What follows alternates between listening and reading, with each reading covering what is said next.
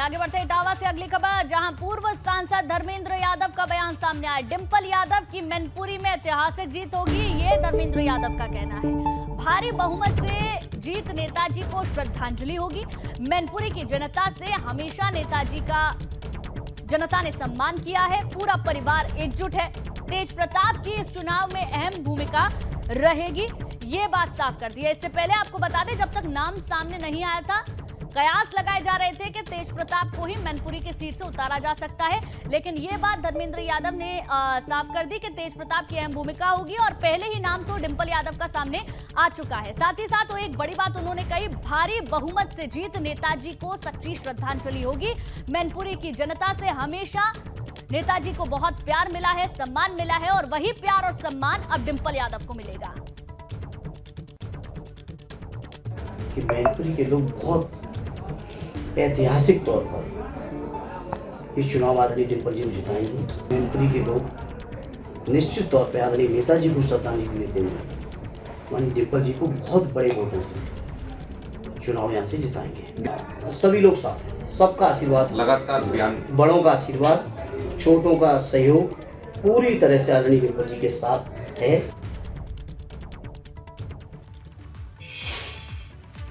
रामपुर में भाजपा अल्पसंख्यक लाभार्थी सम्मेलन हुआ। इस सम्मेलन के जरिए रामपुर के अल्पसंख्यकों को बताया गया कि भाजपा की सरकार ने उनके लिए क्या काम किया।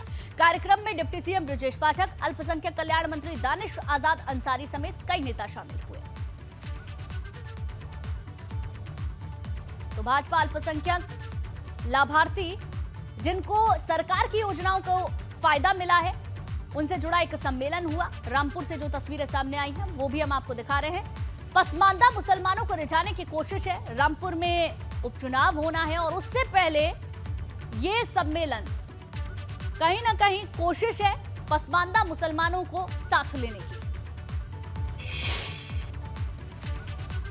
रामपुर में भाजपा अल्पसंख्यक का पसमानदा सम्मेलन हुआ, जिसमें बड़ी संख्या में अल्पसंख्यक समाज के लाभार्थी शामिल हुए, जिन्होंने केंद्र और योगी सरकार की जमकर तारीफ की। भारतीय जनता पार्टी के पसमानदा अल्पसंख्यक समाज सम्मेलन में कुछ अल्पसंख्यक समाज से लोग आए हुए हैं जो लाभार्थी हैं योजनाओं के। ये बताइए, आप कहां से आए हैं और क्या नाम है? 30 बिलारी विधानसभा से आए हैं। ये बताइए, सरकार की किसी योजना का कोई लाभ आपको मिला है? उस्मान भारती का लाभ मिला है, फ्री राशन का लाभ मिला है और बहुत सारी चीज़ें हैं जिनका लाभ मिल रहा है इस सरकार में। आप बताइए, आप कहां से आए हैं, क्या नाम है? मैं तो जिला मुरादाबाद से आया हूँ। क्या नाम है? मोहम्मद शाकिर। जो पसमानदा सम्मेलन में आए हैं, तो क्या पसमानदा समाज से ही हैं आप? जी हाँ। किस समाज से? समाज से, मुस्लिम समाज से। मुस्लिम समाज से। किसी योजना का लाभ मिला आपको अभी तक? आयुष्मान कार्ड है। आयुष्मान कार्ड है आपके पास? जी। आप बताइए, आपको किसी योजना का कोई लाभ मिला है? हाँ, बहुत सारे अब वो मिले हैं, जैसे आयुष्मान कार्ड है, आवास है, फ्री राशन है। आपको खुद कुछ मिला? जी, फ्री राशन मिला है, आवास। जी। आप बताइए, आप कहाँ से हैं? मैं जिला मुरादाबाद से हूँ, प्रदेश कार्यकारिणी सदस्य हूँ भाजपा अल्पसंख्यक मोर्चा का। अच्छा, आपको भी कोई किसी योजना का लाभ मिला? नहीं, मेरे जरिए बहुत जो लाभार्थी हैं उन्हें भिलाई विधानसभा क्षेत्र में कम।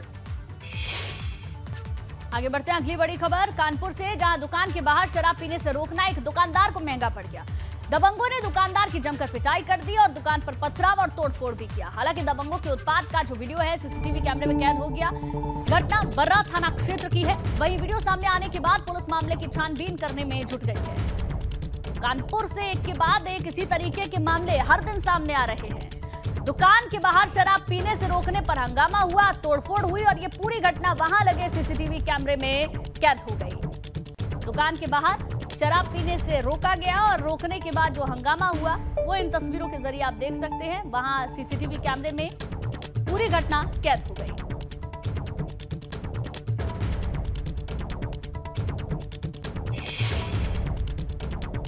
अगली खबर बस्ती से, जहां हरैया थाना पुलिस ने चोरी की कार के साथ 2 लोगों को गिरफ्तार किया। पकड़े गए चोरों ने खुद भी पुलिस की वर्दी पहन रखी थी।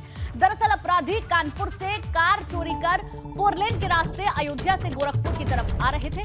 तभी पुलिस को इसकी भनक लग गई। इसके बाद पुलिस ने जगह जगह पर बैरिकेडिंग कर जांच पड़ताल शुरू कर दी। तभी छावनी टोल प्लाजा पर लगे बैरियर को तोड़ते हुए लाल रंग की कार राम जानकी रोड की तरफ से तेजी से निकल गई। इसके बाद बाइक से कुछ लोगों ने कार का पीछा किया। इस दौरान कार सवार वर्दीधारी चोरों ने गाड़ी को हरैया थाना क्षेत्र के बेलाड़े गांव की तरफ मोड़ दिया, जिससे ग्रामीणों के सहयोग से हरैया पुलिस ने कार समेत चालक को भी दबोच लिया। तो देखिए, 2 तस्वीरें हम आपको दिखा रहे हैं। सीसीटीवी में कार चुराते हुए चोर साफ तौर पर नजर आए। पहला आप तस्वीर देख सकते हैं, सीसीटीवी फुटेज है ये। और दूसरी तस्वीर, जो वर्दीधारी कार चोर है वो अब पुलिस की गिरफ्त में है, और जो कार भी चुरा कर भागा था वो कार भी अब पुलिस ने बरामद कर ली है।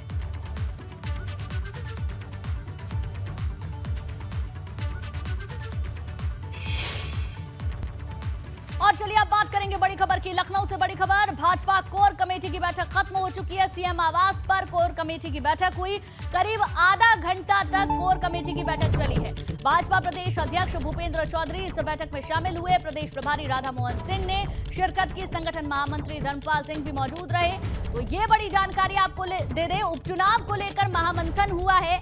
उपचुनाव में प्रत्याशी कौन होगा, अलग अलग सीटों पर, चाहे बात रामपुर की हो, मैनपुरी की हो, खतौली की हो, इसको लेकर मंथन हुआ है। करीब आधे घंटे तक बैठक चली है। शैलेश अरोड़ा हमारे संवाददाता ज्यादा जानकारी के साथ जुड़ गए हैं। शैलेश, आधे घंटे तक महामंथन, तमाम बड़े दिग्गज मौजूद रहे बीजेपी के, और बड़ी बैठक, क्या बैठक को लेकर जानकारी है आपके पास?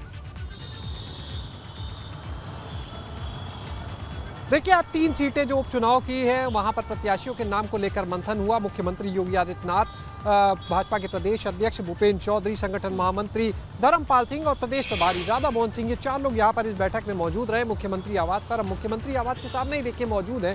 4 बजे बैठक शुरू हुई और 4:30 बजे खत्म हुई, यानी आधे घंटे की ये बैठक रही। दोनों डिप्टी सीएम भी कोर कमेटी के सदस्य हैं, लेकिन दोनों लोग क्योंकि बाहर हैं लखनऊ से कार्यक्रमों के चलते, ऐसे में वो लोग यहाँ पर नहीं पहुँच पाए। लेकिन सोर्सेज की माने तो बैठक से पहले ही जो भाजपा के प्रदेश पदाधिकारी हैं उनकी डिप्टी सीएम से फ़ोन पर वार्ता भी हुई, अगर सोर्सेज की माने। और जब यहाँ पर बैठक हुई तो उन तीनों सीटों के लिए जो उपचुनाव होना है, जैसे मैनपुरी की बात करें तो वहाँ की लोकसभा सीट पर उपचुनाव होना है, रामपुर में आजम खान की सीट है, खतौली की सीट है, इन तीनों को लेकर प्रत्याशियों के नाम पर मंथन हुआ। अंतिम फैसला देखिए शीर्ष नेतृत्व को लेना है, लेकिन इन तीनों सीटों में जो सबसे ज्यादा मंथन है वो है रामपुर और मैनपुरी की सीट को लेकर, क्योंकि खतौली में तो अपनी सीट को बरकरार रखने की बात है, लेकिन रामपुर और मैनपुरी की जब बात करते हैं तो दोनों सपा के गढ़ हैं। रामपुर जहां पर आजम खान की अगर बात की जाए, वो या उनका परिवार ही हमेशा जीतता रहा, एक बार 1996 को छोड़ दे 4 दशक से।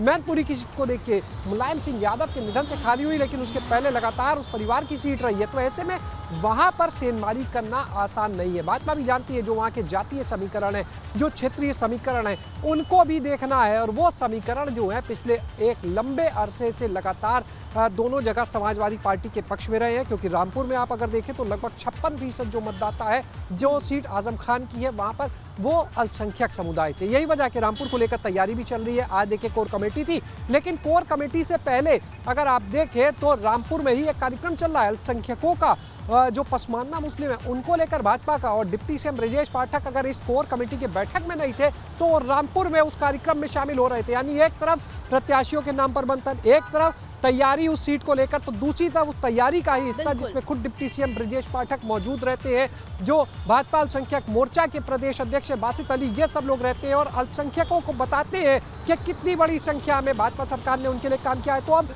इन तीनों सीटों पर जो जाति और क्षेत्रीय समीकरण है उनको देखते हुए प्रत्याशियों के नाम पर मंथन हुआ है।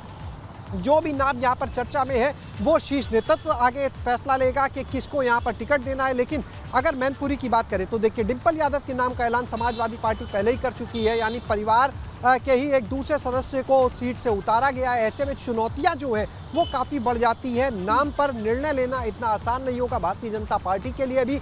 ऐसे में ये देखना होगा कि आज का जो मंथन था इस आधे घंटे की कई फैक्टर्स ध्यान में रखने होंगे। रामपुर का भी हम जिक्र कर रहे थे, क्योंकि जानती है बीजेपी कि वहां के समीकरणों के आधार पर ही प्रत्याशी को मैदान में उतारना होगा। रही मैनपुरी की बात, तो मैनपुरी में पहले से डिंपल यादव जो कि परिवार का हिस्सा है और कहीं ना कहीं वहां की जो जनता है उसका खास एक लगाव है, और ऐसे में ये ध्यान में रखना कि उनका मुकाबला डिंपल यादव से होगा। तो मैनपुरी का प्रत्याशी खतौली में भी, क्योंकि भारतीय जनता पार्टी तो कोशिश करेगी लेकिन समाजवादी पार्टी भी कसर वहां पर नहीं छोड़ेगी, तो वहां पर भी एक जंग होगी कि जिस तरीके से पहले जीत हुई इस बार भी वहां पर जीत हो। निश्चित रूप से देखिए, और जो आप एक बात कह रहे हैं, देखिए खतौली में निश्चित रूप से सपा तीनों सीट के लिए मेहनत करेगी, लेकिन जो मुख्य फोकस है सपा का वो अगर आप देखें तो वो रामपुर सीट है और सबसे पहले है मैनपुरी, क्योंकि खुद डिंपल यादव वहां से चुनाव लड़ रही है। अगर उस सीट में कोई भी नुकसान होता है, क्योंकि जिस तरह से आप देखिए पहले आजमगढ़ हाथ से गया, रामपुर की जो लोकसभा सीट है वो उपचुनाव में हाथ से चली गई, दोनों सपा की सीटें थी, वहां पर झटका लगा। मैनपुरी से डिंपल यादव को उतारा है पार्टी ने, वहां पर देखिए एक सिंपैथी वोट भी इस बार होगा बड़ी संख्या में जो उस परिवार से जुड़ा हुआ है, तो ऐसे में राह मुश्किल है। लेकिन अगर जरा सी चूक होती है और कहीं सपा के लिए मान लीजिए अगर आगे प्रत्याशी को उतारना होगा भारतीय जनता पार्टी को, और उसी को लेकर मंथन हुआ, बड़ी बैठक हुई। बहुत बहुत शुक्रिया पूरी जानकारी के लिए शैलेश आपका। और चलिए अब आगे बढ़ेंगे लखनऊ से अगली खबर, जहां अखिलेश यादव से जम्मू कश्मीर के पूर्व सीएम ने मुलाकात की है। फारूक अब्दुल्ला ने अखिलेश यादव से मुलाकात की है। अखिलेश यादव के आवास पर ही ये मुलाकात हुई है। तो लखनऊ से ये बड़ी खबर आपको बता दें, अखिलेश यादव से मुलाकात करने के लिए जम्मू कश्मीर के पूर्व सीएम फारूक अब्दुल्ला पहुंचे और मुलाकात अखिलेश यादव के आवास पर हुई है, ये जानकारी मिल रही है।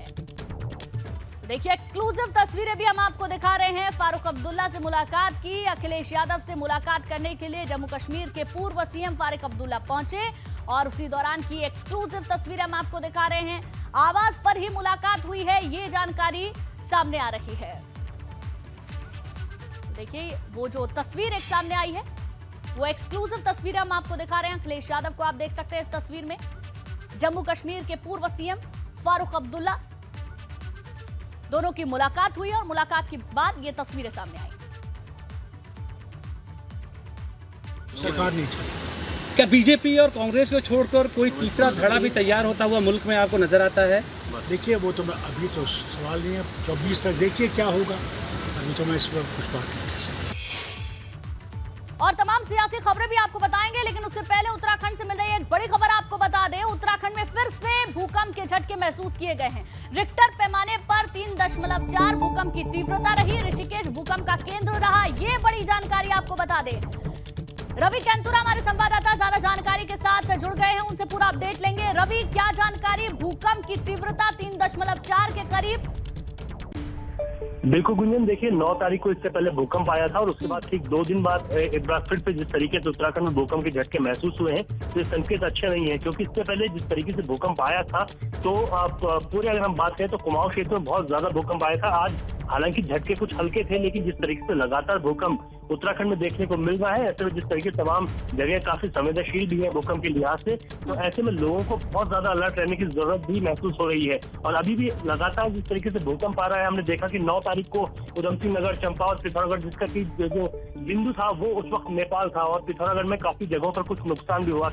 तो ऐसे में जिस तरीके से लगातार भूकंप आ रहा है, इस भूकंप के लिहाज से बेहद संवेदनशील जगहों पर लोगों को अलर्ट रहने की जरूरत भी है। फिलहाल अभी का जो भूकंप था उस लोगों को कुछ हल्के झटके महसूस हुए हैं, कोई ज्यादा अफरा तफरी नहीं थी, लेकिन ऋषिकेश भूकंप का केंद्र बिंदु बताया जा रहा है। जी बिल्कुल रवि, कितने समय तक इन झटकों को महसूस किया गया, क्या इसका कोई आकलन हो पाया है?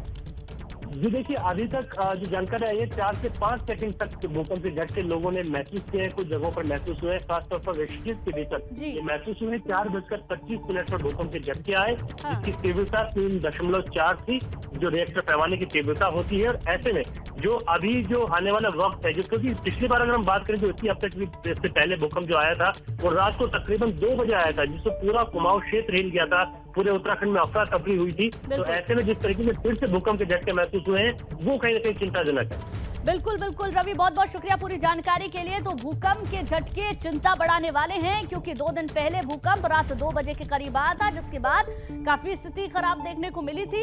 हालांकि बहुत ज्यादा असर नहीं देखा गया था, नेपाल में जरूर उसका असर देखा गया, लेकिन उत्तराखंड में भी झटकों को महसूस किया गया। और एक बार फिर से 2 दिन बाद ही उत्तराखंड में रिक्टर स्केल 3.4 पर भूकंप की तीव्रता को नापा गया है।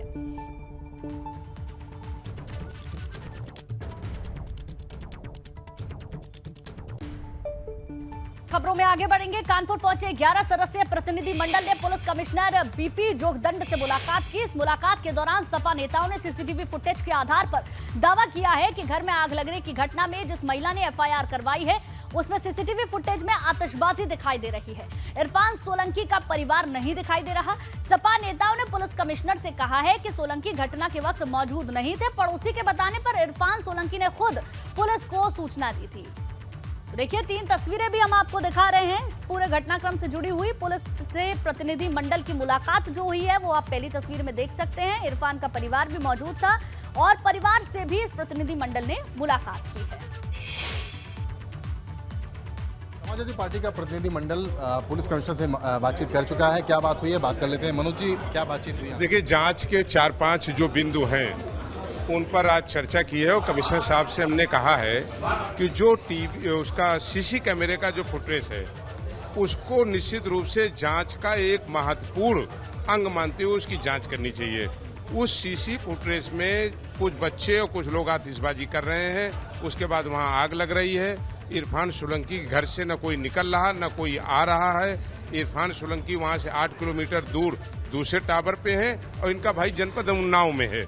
तो इन तमाम तथ्यों को देने का काम किया गया और जिस तरीके से इनलीगल तरीके से पुलिस ने अंदर जाकर रेड की, बच्चों से और महिलाओं से जो बदसलूकी किया, इसकी जांच के लिए हम लोगों ने मांग किया है। आश्वासन क्या मिला है आपको, क्या कहा है? उन्होंने कहा कि नहीं, इस पर हम जांच कराएंगे और जिस एक इंस्पेक्टर का नाम आया जिसने परिवार के साथ बदसलूकी किया है, उन्होंने कहा हम जांच करा के कार्रवाई कराएंगे। कार्रवाई की आपने मांग की, फौरी तौर पर कोई कार्रवाई की मांग? नहीं, बिल्कुल हमने कहा कि जिस इंस्पेक्टर ने जाकर के वहाँ पर बदतमीजी की है और अपने जो अधिकार है उनसे बाहर हट करके काम किया, तो निश्चित रूप से उसकी जांच करा के और उसके खिलाफ यथोचित कार्रवाई की जाए। तो समाजवादी पार्टी के प्रतिनिधि मंडल का नेतृत्व कर रहे थे मनोज पांडे, उत्तर प्रदेश सरकार के पूर्व मंत्री। साफ तौर पर अपनी मांगों को रखा है, तर्कों को रखा है, फोटोग्राफ्स लेके आए थे, पेन ड्राइव लेकर के आए थे, वीडियोस दिखाए हैं पुलिस कमिश्नर को और उसके बाद मांग की है कि फौरी तौर पर कार्रवाई भी की जाए। कानपुर से कैमरामैन पंकज निगम के साथ रतीश त्रिवेदी, एबीपी गंगा। प्रतिनिधिमंडल ने ये डिमांड रखी है कि जो घटनाक्रम है उसको गंभीरता से पुनः जांच कर लिया जाए और जो तथ्य हैं उसके आधार पर ही कार्रवाई की जाए।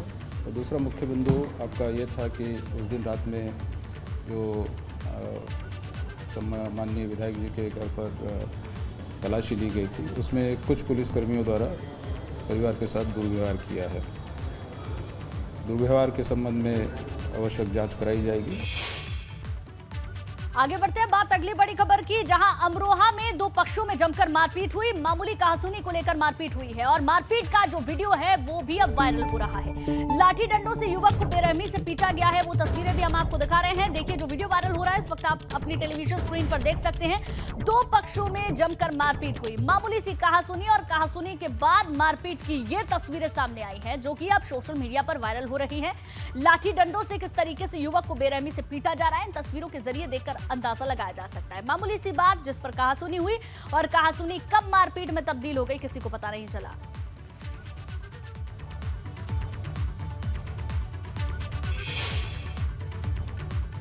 आगे बढ़ते हैं, अलीगढ़ मुस्लिम विश्वविद्यालय कैंपस में फायरिंग का मामला सामने आया है, जहां बाइक सवार 2 युवकों पर फायरिंग का आरोप है। एएमयू सुरक्षा कर्मियों ने एक युवक को पकड़ा है। आरोपी के पास से तमंचा और 12 से ज्यादा जिंदा कारतूस भी मिले हैं। एएमयू की 8 फैकल्टी के सामने की यह घटना बताई जा रही है, जहां 2 बाइक सवारों पर आरोप लग रहा है फायरिंग करने का, जिसमें कि एक को पकड़ लिया गया है एएमयू के सुरक्षा कर्मियों की ओर से और पूछताछ उससे की जा रही है। आरोपी के पास से तमंचा मिला है, 12 से ज्यादा जिंदा कारतूस मिले हैं और पूछताछ भी उससे जारी है। और जो पूरी घटना हुई एएमयू की 8 फैकल्टी के सामने हुई है, ये जानकारी सामने आई है। देखिए, आज एक घटना हुई है हमारे यहाँ 12:30 बजे जी जो जनरल एजुकेशन सेंटर है उसके लॉन में कुछ बच्चे बैठे हुए थे, तो वहाँ पे 2 लड़के बाइक पे सवार होके आए और उन्होंने उनको धमकाने की कोशिश की। इसी बीच में वहाँ कुछ सीनियर बच्चे बैठे थे, उन्होंने इस चीज़ को रोका, उन्होंने इसमें इंटरप्ट किया, मगर उसमें ये हुआ कि जब इंटरप्शन के बाद वो लोग थोड़ा फ्यूरियस हुए और वापस चले गए। फिर दोबारा लौट के आए, उन्होंने एक फायर किया वहाँ पर। जब फायर करने के बाद हमारी टीम जब तक वहाँ पे जब हमको सूचना मिल चुकी थी, हमने इंस्ट्रक्शन दिया कि फ़ौरन वहाँ पहुँचिए। लिखा के इसको हम लोग पकड़ के फिर प्रॉक्टर ऑफिस लेके आए। इसके पास से काफ़ी तादाद में असला बरामद हुआ है। मैं जा रहा था वहाँ से, गाड़ी पर से जा रहा था मैं, गाड़ी पर से जाके 3-4 लड़की बैठी थी। एक ने मतलब दूर से इशारा कर दिया, कमेंट पास कर दी थी मतलब, तो मैंने गाड़ी मोड़ के लगाई। लगाने के बाद तो मैंने लड़के को बुलाया, मैंने इधर आ, मैंने उसे मतलब वो मुझे गाली गुफ्तारी करने लगा। तो फिर वहीं से हाथापाई शुरू हो गई थी, मतलब फिर मैं वहाँ से चला गया था।